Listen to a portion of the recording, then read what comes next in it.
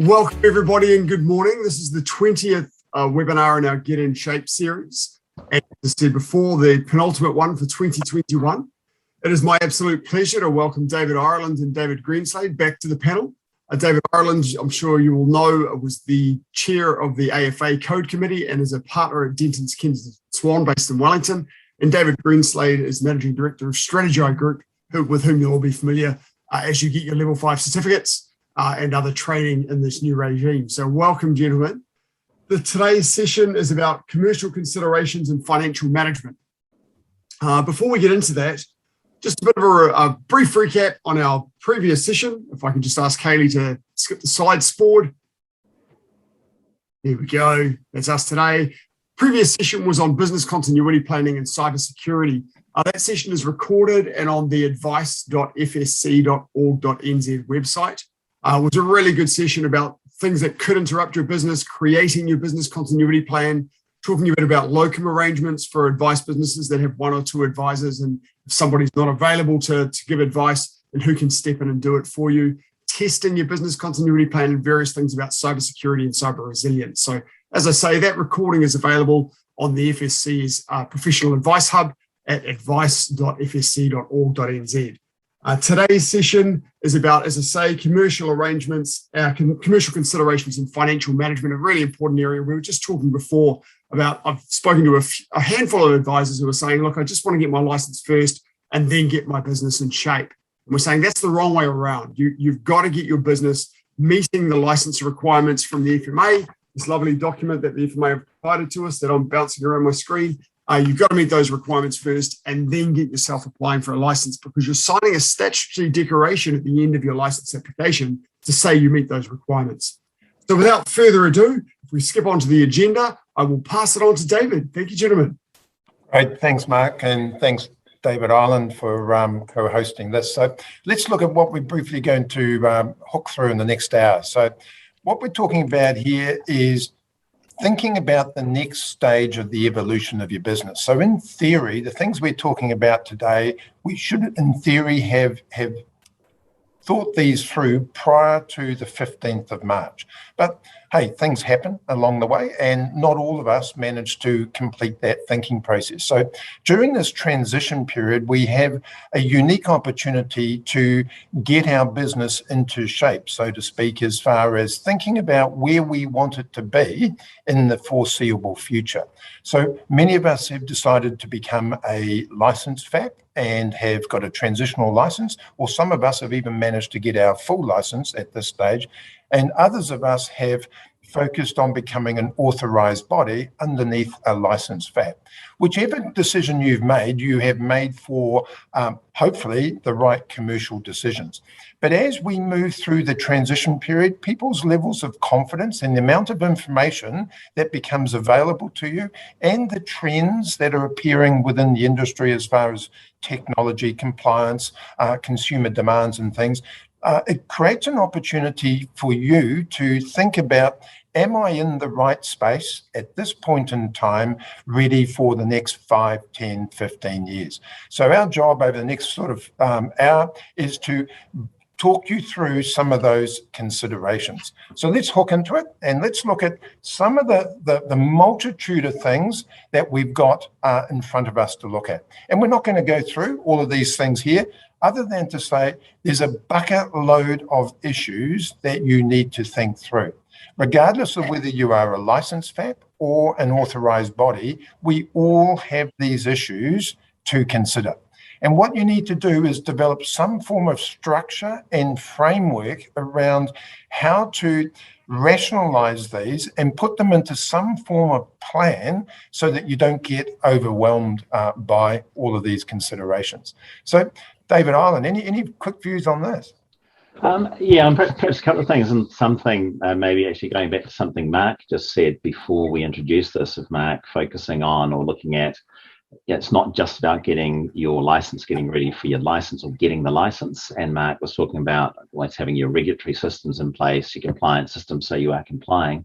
What we're really looking at is going one step even before that, is actually, it's not just about having your regulatory systems in place to ensure you can comply with the law. It's making sure that your business is in the right shape. So fitting with the theme of this whole webinar series, right, is get your business in shape to ensure that it is right-sized and appropriately couched to deliver the best outcomes for your customers.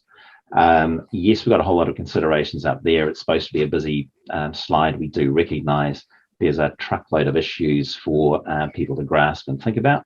What we're going to work through in the next few slides is just how you manage some of those issues, some key things to think about, and just some options to consider, right? We will be focusing, looking at this from the perspective of a financial advice provider business, primarily just to put some structure around it. Hopefully the issues that we're working through will be just as relevant for whatever space you sit in the product distribution framework, right? So both from small financial advisor businesses to authorized bodies to dealer groups to the providers of the products themselves, in terms of these are some of the considerations that we need to think about. Just to give a framing for it, this will come from the perspective of a financial advice provider business. Great, thanks. So let's look at the starting point. So we'll look at this next sort of slide. So what we're sort of saying here, regardless of whether you are getting your full license or you're going to be an authorized body, both of which are FABs, we've got to look at it and go, what's our fundamental advice service proposition? By that I mean, what are we in business for? So are you in business to maximize profit? Are you in business to be a social welfare agency or whatever it happens to be? What do you want to achieve with your business? And you've then got to consider, what is my experience in the industry up until now as far as structures, ownership, those sorts of things, and relationships with product providers and others? And where potentially do I want to be in the future? Is it one and the same? So when you're thinking through your structures, think about how many different types of products do I want to deal with? In other words, do I want to be a holistic financial advice service provider, or am I going to be a specialist dealing only with hypothetically mortgages, insurances, or whatever? Am I going to be technologically focused? In other words, I'm going to rely heavily on videos and phone calls and web-enabled and robo type and semi-robo type of technology, or am I going to have a face-to-face business? And am I going to be locally focused, or am I going to be nationally focused? So those sort of considerations need to come into it. And as you're thinking through those, think about, where is the industry heading? What are the trends over the next 5 and 10 years? What is our customer and our client wanting from us, not just today, but into the future? And what is the best way for us to meet those particular desires and demands? And then that all comes into play as far as our experience and where we want to go. So, David? Yeah, I think where we're almost wanting to look at with this slide is you want to think about the FSLA reforms as a bit like the Delta variant of financial advice regulation, okay? It's a game changer. And what we're trying to get across is systems, processes, structures that you might have had in place pre-FSLA, so pre-March this year, and commercial arrangements are not necessarily going to be the optimal arrangements for the new regime. We've seen, I guess, a lot of clients building off what they've currently got. Okay, we'll just reverse engineer the new regime to fit with our existing structure. To me, that's a bit of the tail wagging the dog, that actually what the new regime does provide, I guess, an opportunity, a chance to actually step back and think, what am I actually trying to deliver? What's going to be the best structure for me moving forward? Almost approach it with your clean sheet of paper. Even if you've got your transitional license now, which of course everyone has who's in the game of providing financial advice, and a lot of that was a race to just get your licensing, get over the line, and we're there. We've now got this wonderful transition period to actually then get the shape of your business right, now that we've experienced FSLA, and then move forward. So what we're trying to get at here is thinking, move away from what you may have worked for you in the past and what you are familiar with, and just be ready to change things up a bit like how we need to respond to Delta. Great. Just to So add to then, that, I think the former regime was very individualized. It was focused on the financial advisor, and so I think that resulted in a lot of very narrow thinking of it's all about me and my advice and what I give. And this new regime is, as David suggests, it's more about the business, and I think it gives you the opportunity to kind of open up and think a little bit more broadly about what can my business offer. And it doesn't just have to be about me. I can work with others, and we together can offer a bigger advice or a bigger proposition for clients than I can by myself. So I think there's a huge amount of opportunity in this regime. and that leads nicely into the three sort of broad structures that we've got in the next three slides. So let's look at the first structure. So David Ireland, do you want to sort of talk through the most simplistic of the diagrams to start with?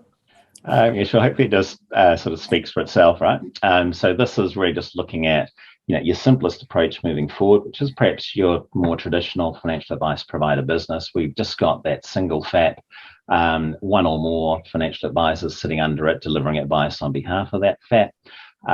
Reasonably simple set of contractual arrangements with perhaps getting some outsourced provision expertise to support you doing stuff.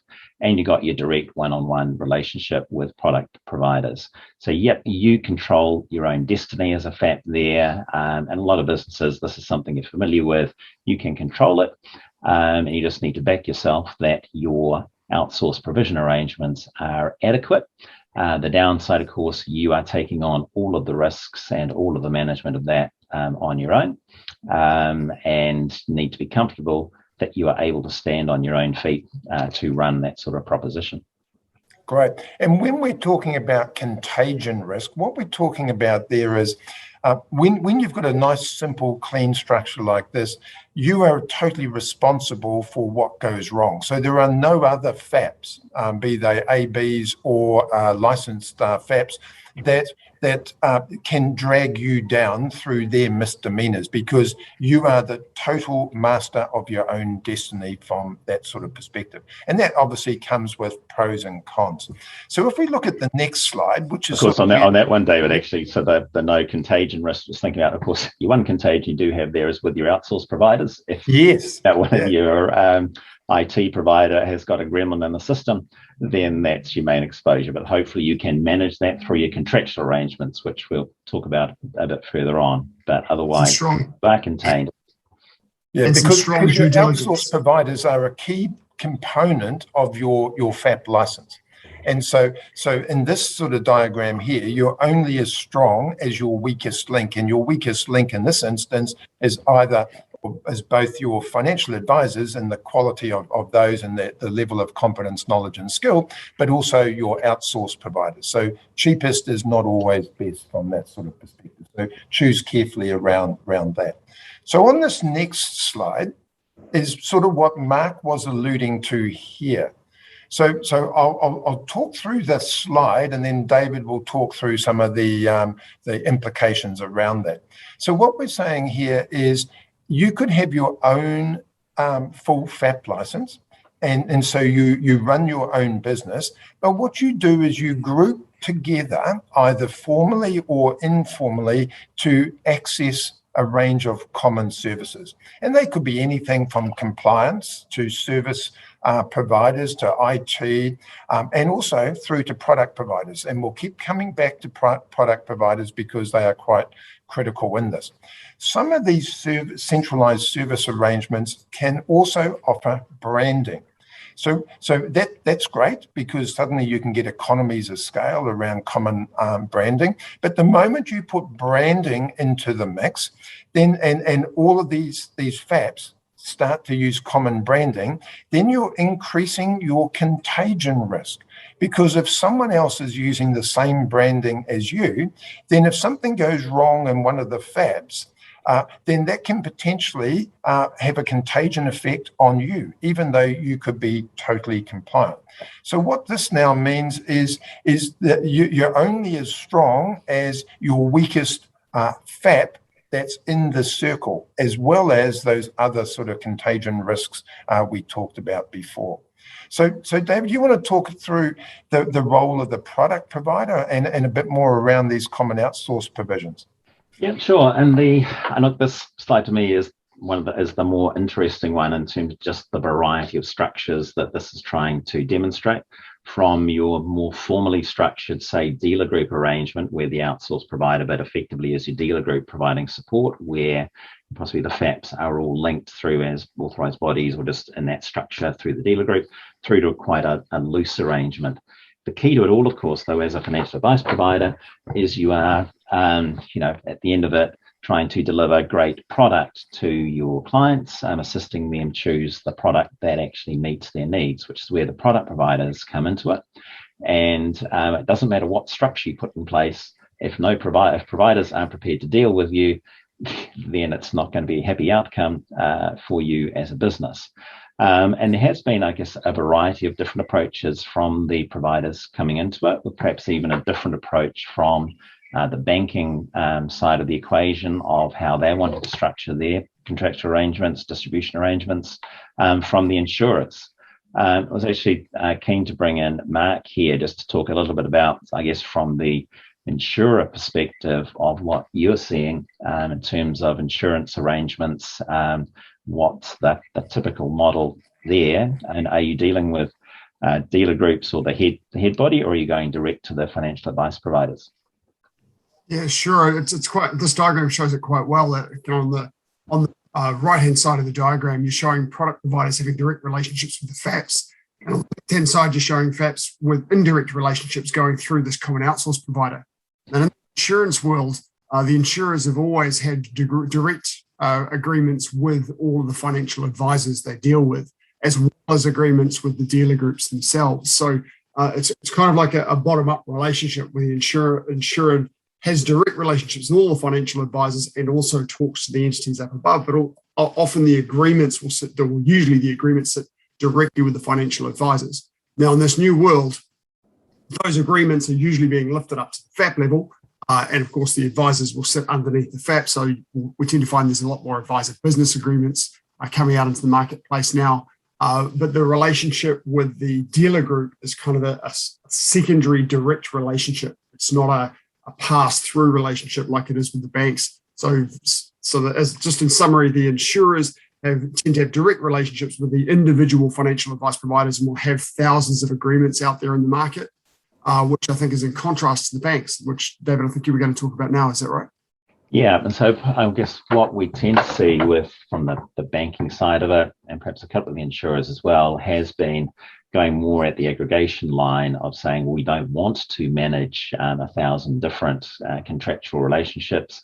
We'll leverage off the power of the new regime, which is actually, a head FAP that we're dealing with that's taking on a lot of the responsibility for what needs to happen.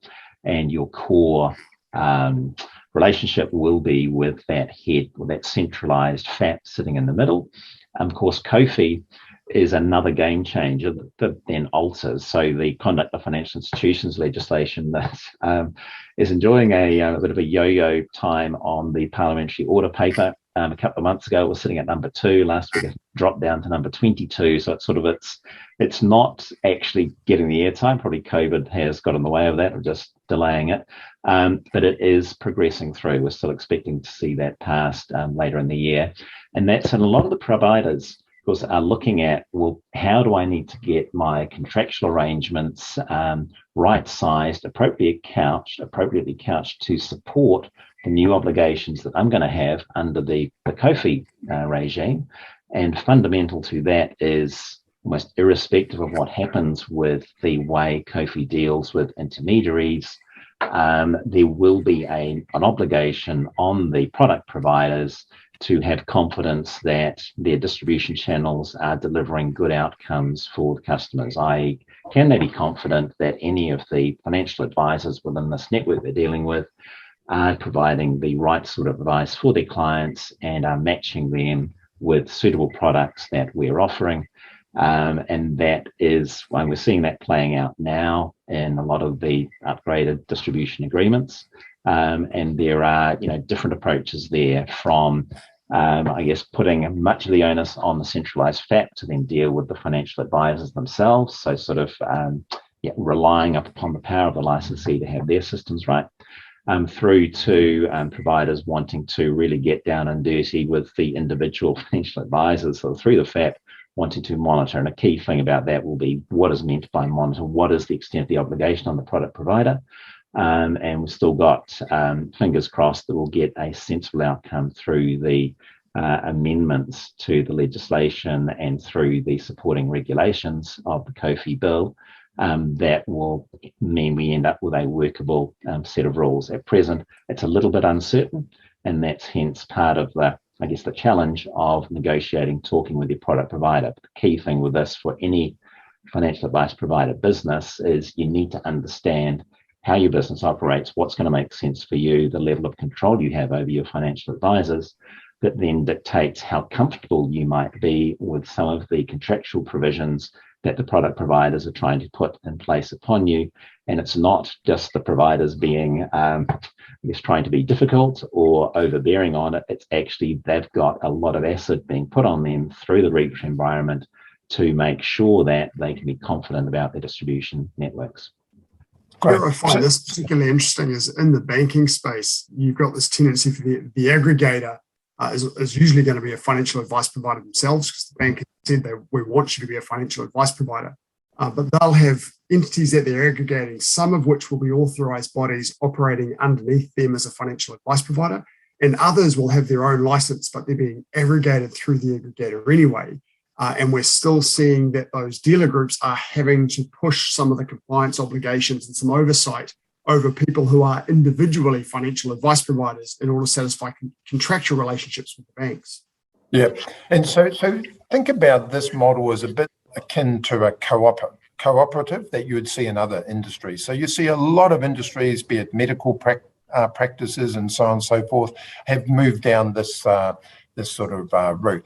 Now, also what happens is even within the big master FABs, like the big dealer groups that have now got or going for the full license, they will run a hybrid or a dual structure. So they may have some of their members operating like this, so that common outsource provider is actually the aggregator. And in other cases, the members operate as authorised bodies. So if we look at this next slide, you will see it's changed slightly. So instead of now all of the services being centrally owned and centrally sourced, now what happens is those outsourced providers are all sourced via the licensed FAP.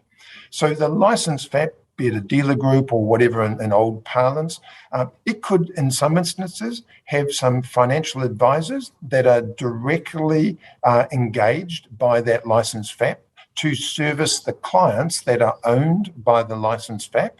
And then you may have a whole lot of companies that have become authorised bodies, but remembering they are still a market services licensee. So they still have obligations under FMCA.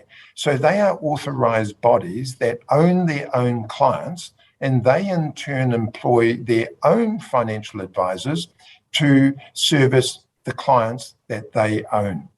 And so as a company, you still have all the normal Companies Act obligations. You have a whole swag of FMCA obligations. You have the duties and so on and so forth. So by being an authorised body, you don't necessarily have the full brunt of the licence, but you have a big chunk of the licence obligations that you're still responsible for. And there will be a strong two-way agreement between the FAP and the authorised body. So the licensed FAP will be dictating how you are to operate in order to maintain compliance, and there'll be some distinct obligations that the authorised body needs to provide. And then we have the product provider off to one side. So the product provider in this instance will mostly have a direct engagement through with the licensed FAP, because it's the licensed FAP that has ownership and responsibility for all of the advice that is provided under its license. But in some instances, they will also have a mirror or secondary agreement sitting through with the authorised bodies. And in some cases as well, they may even go right down to the financial advisor. So it depends on the type of product provider and so on and so forth. And then we have contagion risk. So what now happens is anyone that is operating under that license FAP, they are potentially exposed to the risks of the others. So now what happens is we are only as strong as the weakest link, be it our outsourced providers, our financial advisors, or our authorised bodies and our licensed FAP. So, David?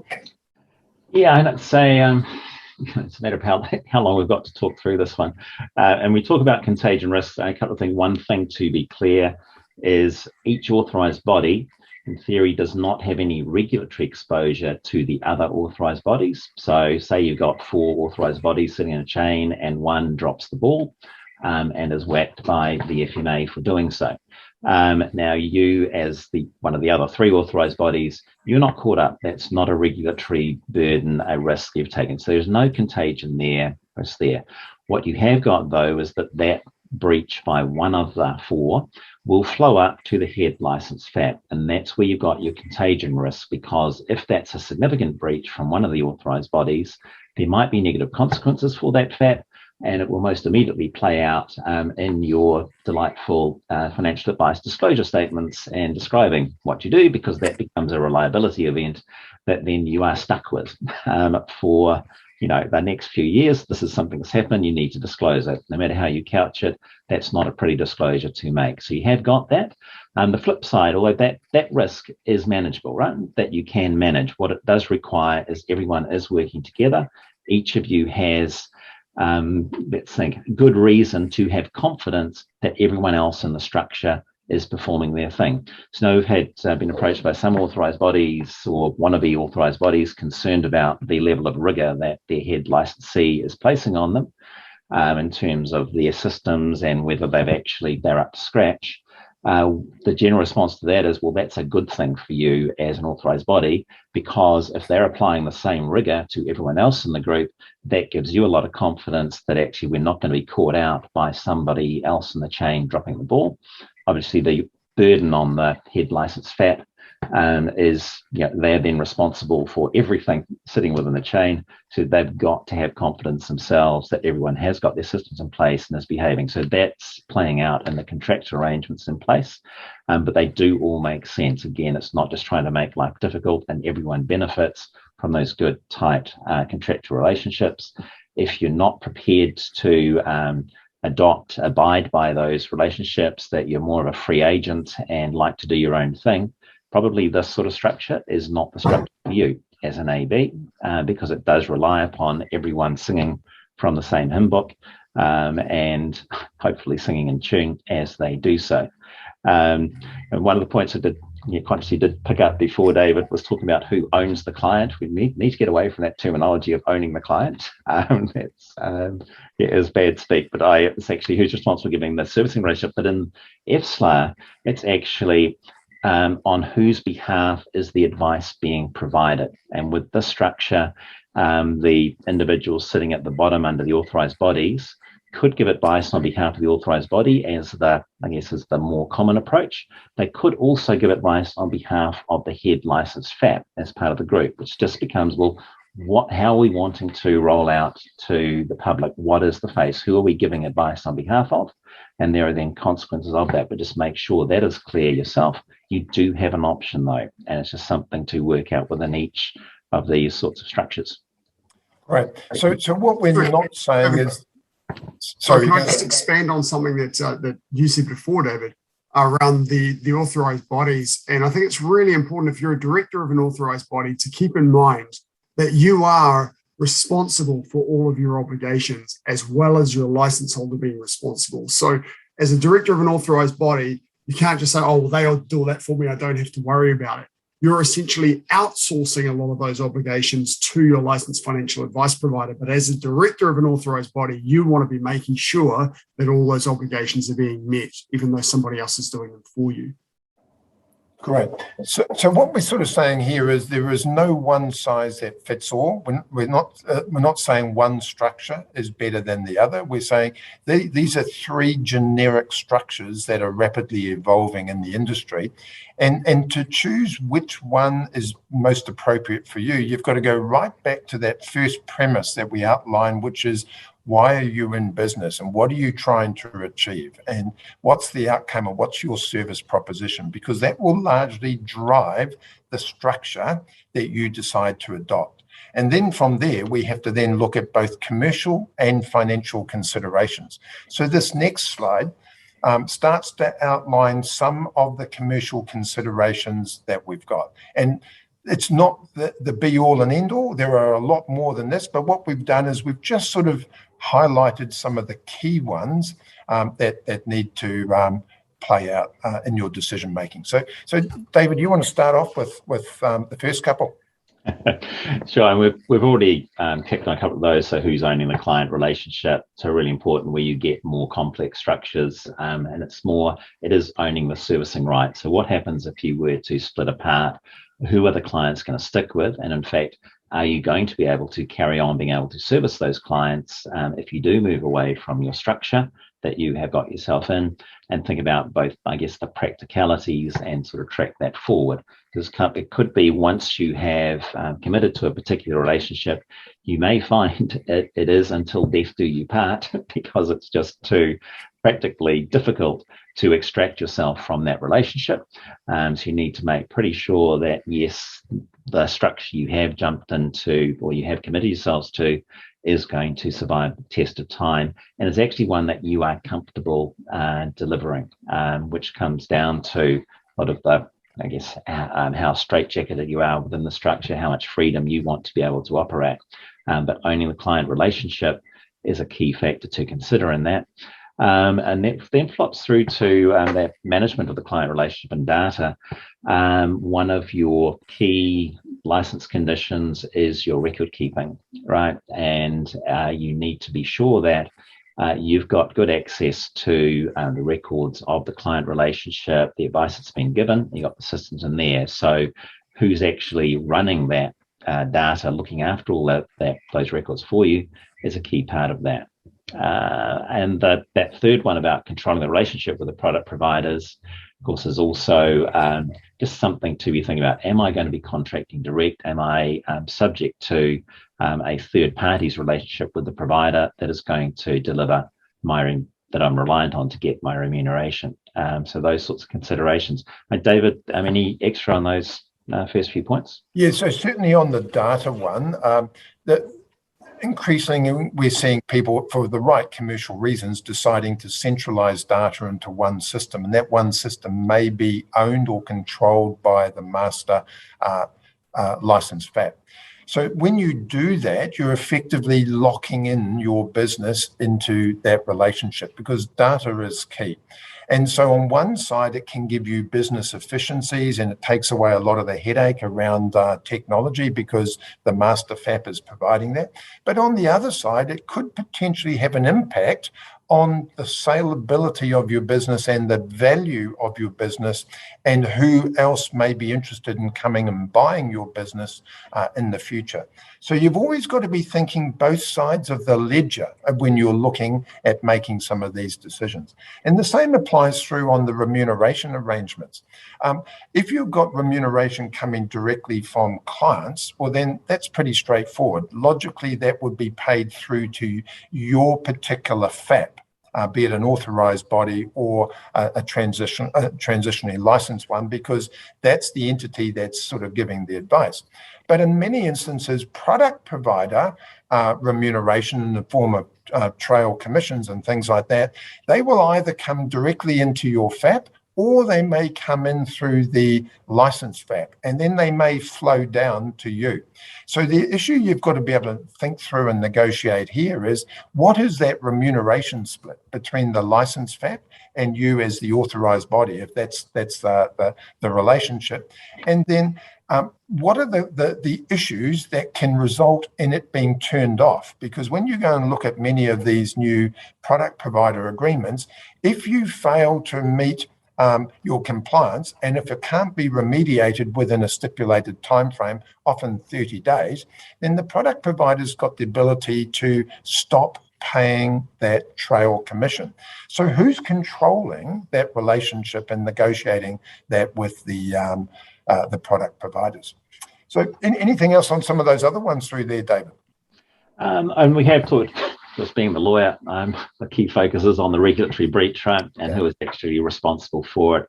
And it's not a scare tactic thing. It's actually just thinking, well, just think about, well, who is responsible? If something goes wrong, then is it me as the FAP that's responsible? I think, yes, the answer is it's always you. If you're a FAP and somebody breaches one of your advisors or yourself, then yes, you're responsible. But it could also be a head FAP that you're sitting under their license that will also be responsible for your breach. And just think about, well, what are the consequences? How are we managing the risk that something like that might occur, which then flows down to the contagion risks that we have, I guess, already talked about at some length. One of the points I was wanting to think about just really briefly was that fees and levies implications of your advice delivery options. Now, we've talked a little bit about this, David. I think some of the concerns early on have gone away about, designing your business in order to minimize the fees and levies implications. Was a theme in the early days, was people thinking, well, I should just have nominated reps because they're going to be cheaper to run in terms of the fees. Obviously, that ends up becoming a bit short-sighted in the way the regime or the levy system has moved forward. Some of that heat's been taken out. But I guess the thing there is being how you manage your fees and levies implications of your financial advisor network is actually being a bit more, I guess, being purposeful about who are you nominating as a rep and who have you got as a financial advisor. Just think about, does the person actually need to be a nominated rep, or is it somebody who could actually function behind the scenes, paraplanner or whatever, not a client facing? Do they need to be? Don't they need to be? There are direct specific costs for each person. I don't think those costs should be the driver of the decision, but you can buy yourself into an extra layer of costs just through some inefficient structuring of the way you are delivering your advice. Great. And so, sorry, point to add there. One thing that I'd like to raise at this point is if you have any questions or comments, please pop them into the Q&A function. I'm monitoring the Q&A function here so I can pass questions onto David and David here. But a question I'd like to ask or a comment I'd like to make is around this point about who owns the client relationship. And there are situations in the market where we have two completely different financial advice providers. One financial advice provider for historical reasons is getting paid a trail commission, and a financial advisor and another financial advice provider is actually managing the relationship and giving the advice. Now, in that scenario, clearly, whether or not you're getting paid, if you're giving advice, you're liable for your advice. At the moment, there is becoming an expectation, although I don't believe, and I'd like to ask you, David, whether it's got legal backing to service clients that you're getting paid for. There is an expectation coming in the licensing guide. There is, for example, the statement very clearly that if you've bought a book of business in the last 12 months, you have to review every client within 12 months, which is kind of putting an expectation on servicing. But at the moment, as far as I can tell, there doesn't seem to be anything legally that says if you're getting paid, you have to service clients. Do you think that's coming? Am I correct? And if so, do you think that's coming? Is that expectation coming? And what happens with the separation of I'm giving advice, but I'm not getting paid, and I'm getting paid and I'm not giving advice? It is not a current regulatory requirement, right? But you do need to, I guess, sort of wake up and smell the coffee burning in terms of anticipating what is coming down the track. One of the themes of the Australian Royal Commission was receiving fees for no service, i.e. being paid when you're not providing any service. That is exactly what you have described, Mark. Yes. At the moment, I'd say it is more of a regulatory expectation that if you are being paid a fee from a product provider, then you should be doing something to earn that fee. Otherwise, there is an inefficiency or something going wrong in the system. It just doesn't feel right. And that plays into, a theme that we have got a lot with the FMA is setting expectations. And quite a reasonable expectation, I think, is if somebody is being paid, then it's fair to think they're actually doing something for that fee. Otherwise, why is it happening? And what's going on there? And there will be acid, I think, through the co-fee reforms, whether it ends up being explicit under the regs or is just remains filtering in the background, that actually will put pressure on those sorts of arrangements. Yes, there'll be some contractual issues. If I've already locked in, that's part of my contractual term, is to receive a trail commission forever and a day because I was the one who originally sold the product to the client. Then it becomes a bit, you are overriding that contractual arrangement in order to stop that. However, there will be pressure on those arrangements and perhaps some fixes that we will see coming through, and quite likely down the track through new regulations that will come in there. But if you're going to actually track forward as a financial advice provider, you should be assuming I should not rely on the fact that I've got a trail commission coming through without also carrying with it the burden, the opportunity to continue servicing the client for which you're being paid. Yep, no, totally agree. So if we look at that second to last bullet point, what we see in the market is some people think that by becoming an authorised body, it's a cheaper solution. The point I'm trying to make here is it's probably no cheaper for you being a authorised body versus having your own FAP in one of those structures, because somewhere in the system of your relationship, someone has to be doing the work around compliance and sourcing all of the stuff and all of the admin. So either it means as an authorised body, you are paying a fee through to your licensed FAP, which is fair and reasonable, or you are your own FAP and you're doing the work internally. But there is no cheaper option out there, really. The cost is the cost. It's just how it's split. Now, what you may find is that as time evolves, some of the larger sort of what we'd call a master FAP may need to readdress the fee that they're charging, because in some cases they may not be commercially sustainable because they're at quite low sort of rates when you look at it from a commercial sort of perspective. Having said that, though, there are distinct advantages in economies of scale. So if you can get buying power through aggregating together to purchase technology solutions, compliance solutions, and so on and so forth, then that is a cost saving in some shape or form. But it won't be exponential from that sort of perspective. Any other comments from the other panelists before we move on? Guess that discussion on cost saving does bring us nicely into the next slide. Yeah. Financial management, right? Okay, because originally this was going to be, I guess, almost the driver of the session. As we got into it, we thought actually there's a bit more meat in the commercial considerations and things that are perhaps more, there's a bit more discussion value around it. But what we did want to have was just a slide about thinking about operating your business as a business and just some of those fundamentals to get right. There's always a risk of this, of telling grandma how to suck eggs, and you probably never want to take advice from a lawyer as to financial management. So maybe, David, you might want to talk through a couple of these points. Yeah, so what I'll do is I'll focus straight in on PI costs, because daily I would be getting phone calls from advisors, and I got one just last night as an example. This is an advisor that last year paid $15,000 in PI. They then got a quote from their existing insurer via the broker, and that $15,000 has gone to $75,000.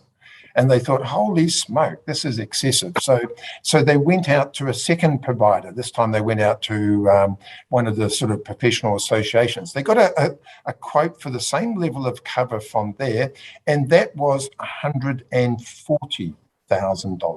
So then we talked to them about, well, here's some insurers that you may want to go and see.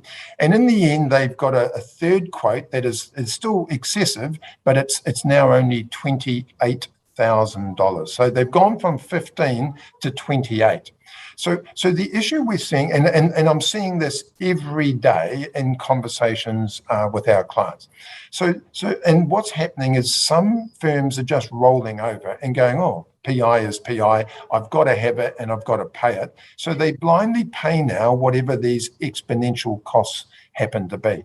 What we're suggesting here is this is now a major cost increase.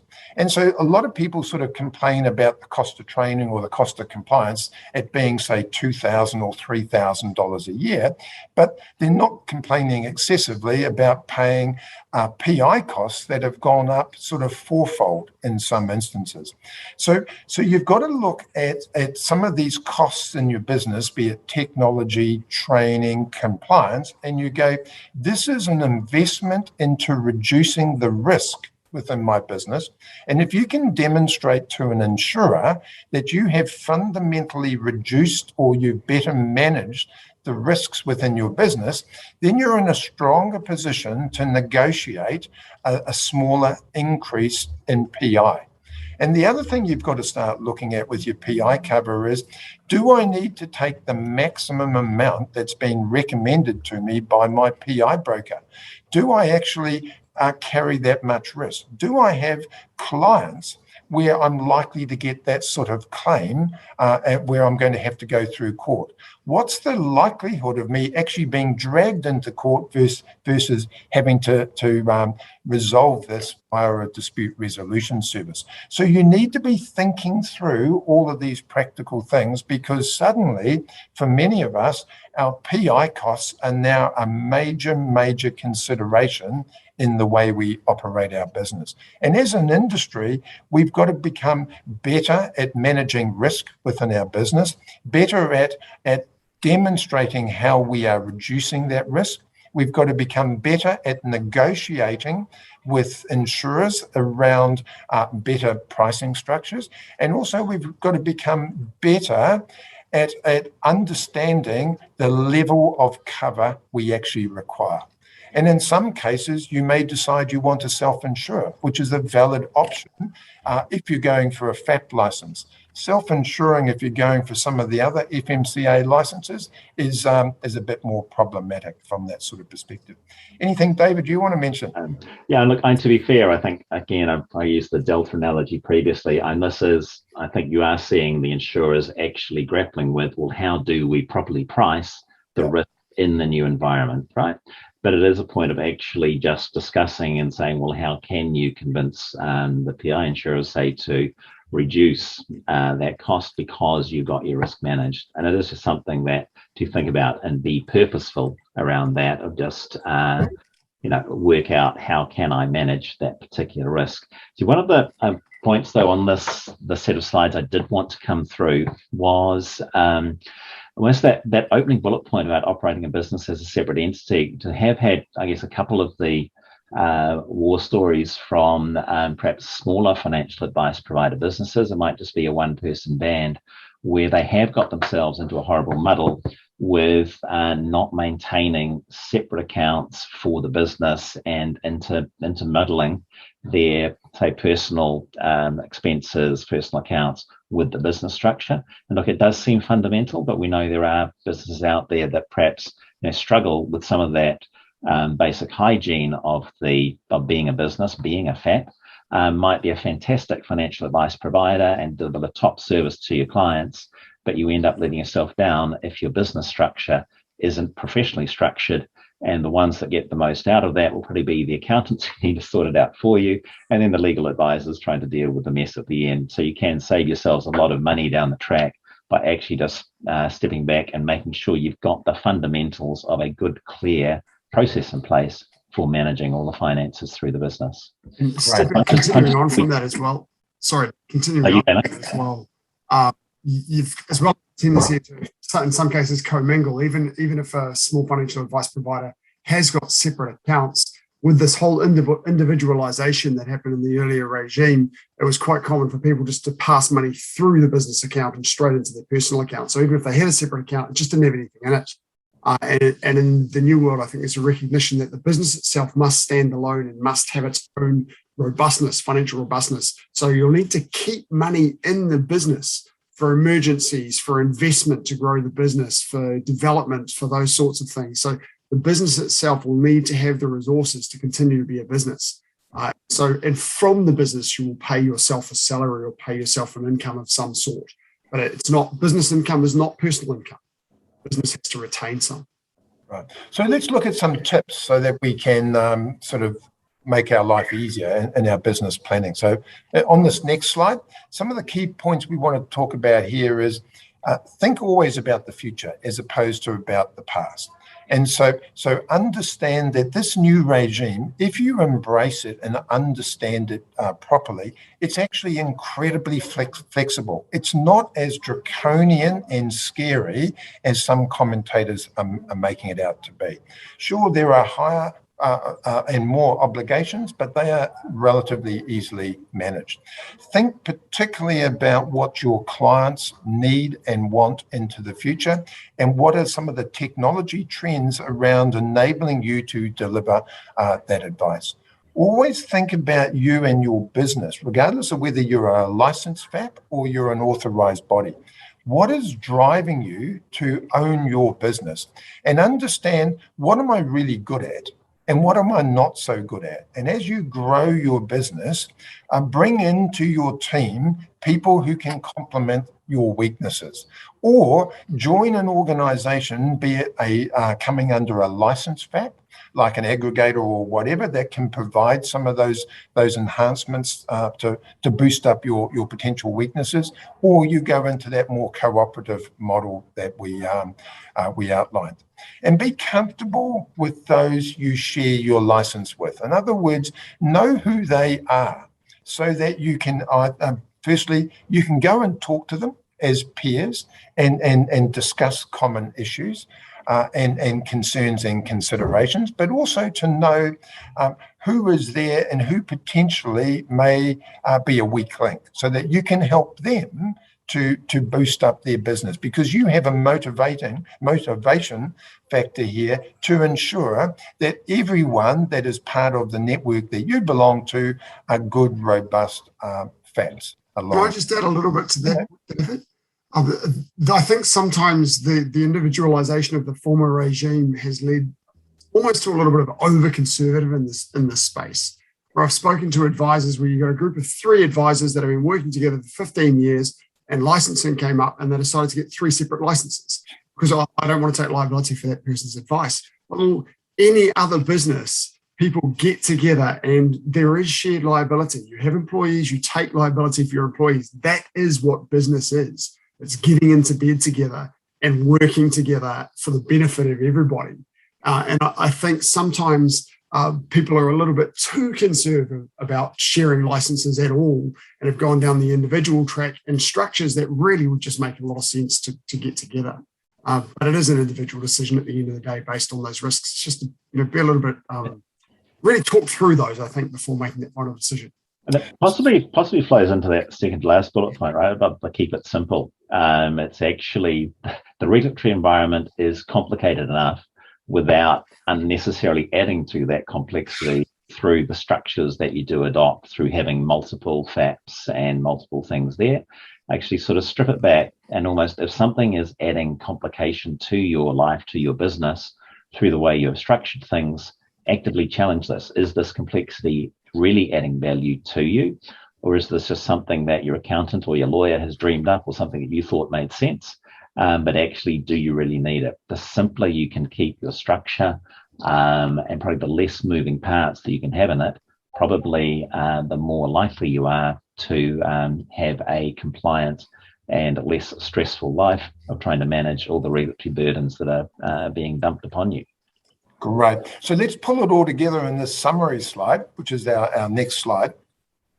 So what we've mentioned it several times, plan for the future as opposed to thinking about how you've operated in the past and thinking about the here and now.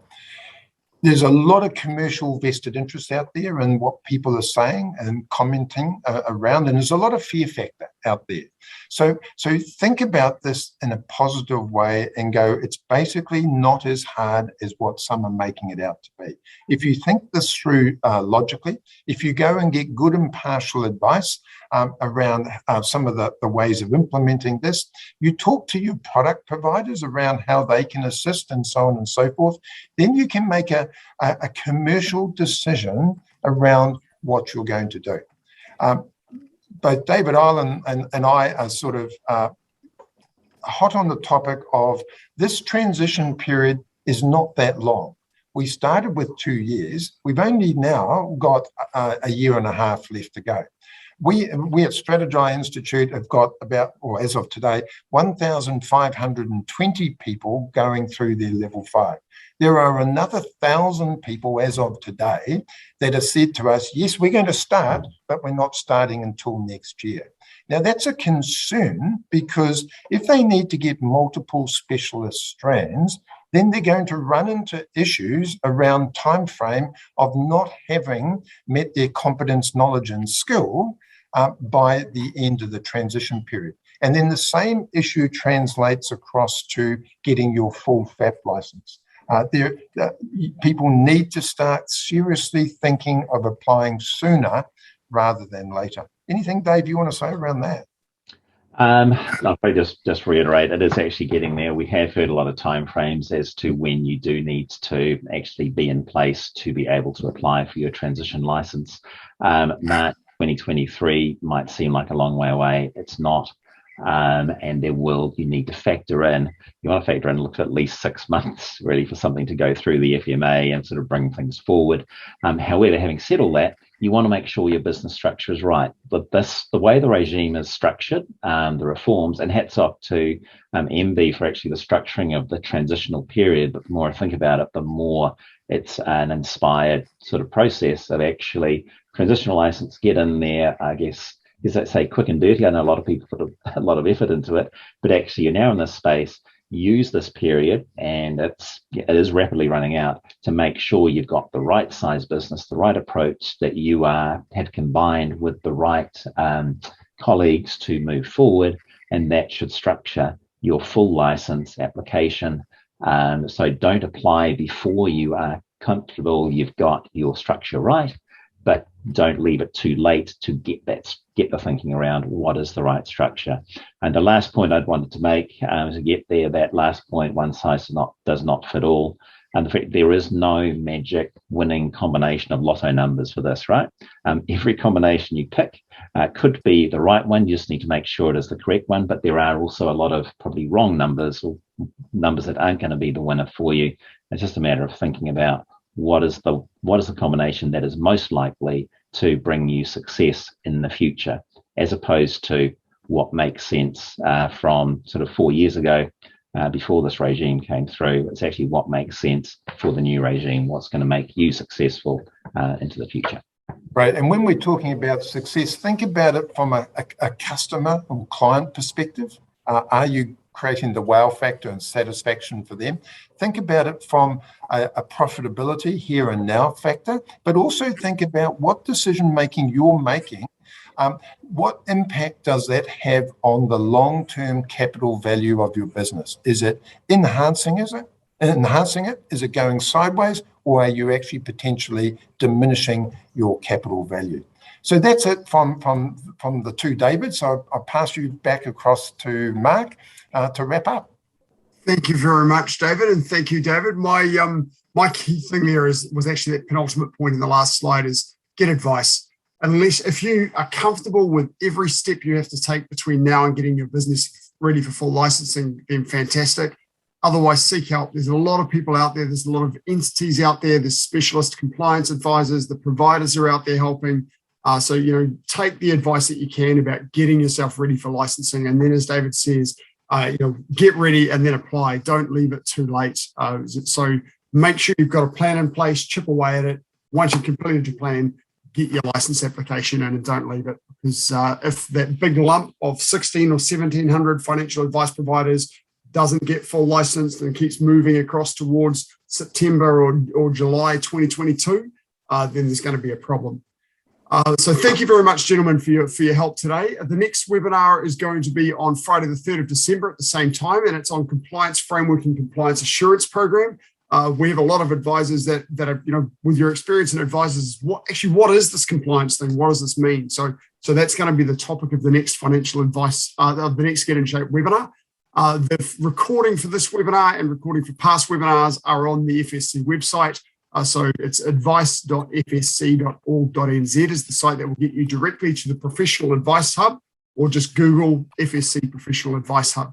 Thank you both again very, very much for your time and your expertise. And everybody, thank you very much for coming along. We'll look forward to seeing you again soon.